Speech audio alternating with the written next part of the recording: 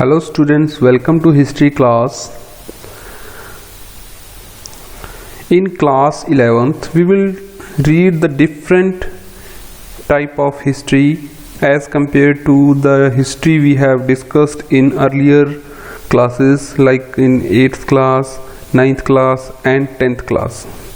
Because in 11th class, CBSE 11th class, we will discuss the history from the origin of human being.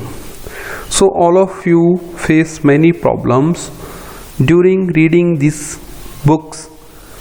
First most common problem faced by the students during reading the books and dates, this is BCE, AD, CE.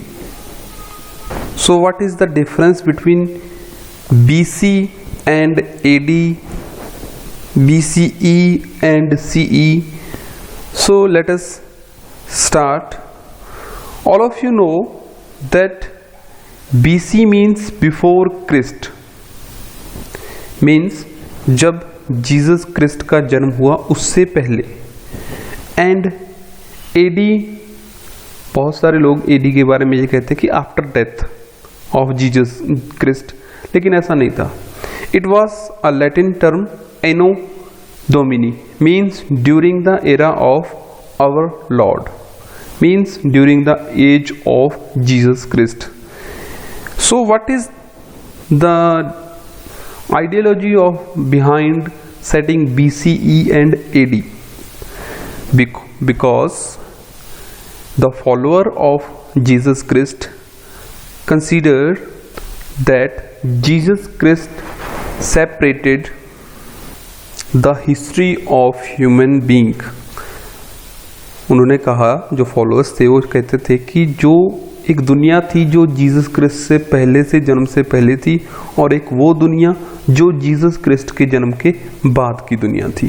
तो जो followers थे Jesus Christ के, उन्होंने क्या किया, Jesus Christ के जन्म की दुनिया को पहले BCE या BC में कह सकते हैं हम, पहले BC, और बाद वाली दुनिया को during the era of Jesus Christ के नाम से उन्होंने डिस्टिंग्विश कर दिया.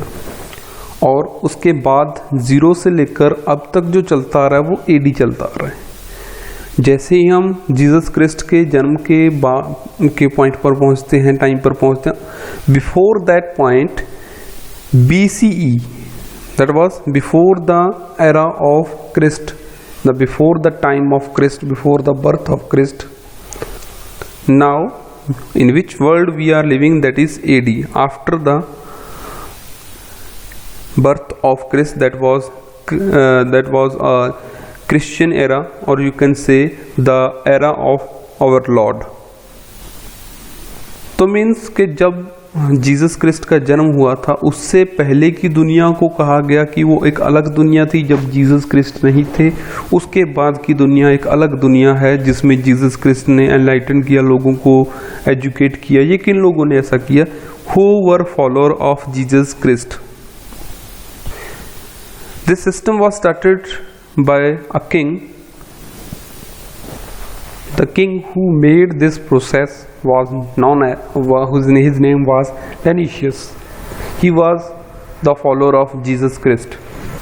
He started this process in early 16th century, or early, you can say, 6th AD, after the birth of Jesus Christ. After 5 centuries later, after the birth of Jesus Christ, the king, the follower of Jesus Christ, he started this point because he wanted to mark the birth of Jesus Christ as the changing turning point of world history.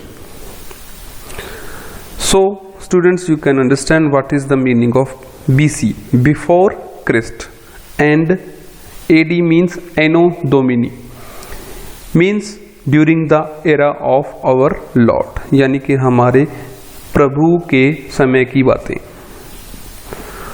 लेकिन जो secular लोग थे, मतलब जो अब world level पर जो Christian नहीं हैं, जो क्रिश्चियनिटी को फॉलो नहीं करते, हो सकता है उनमें ये चीज़ों को मानने की इच्छा ना हो. Then people who belong to secular mindset, they termed BC into BCE and CE into AD into CE, means before common era and common era. All of you know from starting we have reached up to 21st century. तो ये जो point था यहाँ से 0 से start हुआ है और 2020 तक पहुँच चुका है। ये है एक कॉमन एरा, मतलब कॉमनली चल रही है 1 2 3 की गिनती से स्टार्ट होकर 2020 तक पहुँच चुकी है।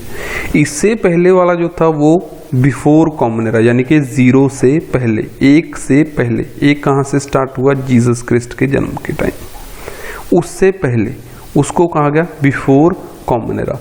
अब जो चल रहा है that is common era. So students, I hope कि आपकी जो भी इसके बारे में कंफ्यूजन्स थी वो सारी क्लियर हो चुकी होंगी, क्योंकि ये बहुत समझना जरूरी है। हिस्ट्री के स्टूडेंट होने के नाते you need to understand what is the difference between BC, BCE, CE, AD. So I hope you like this video. Thank you.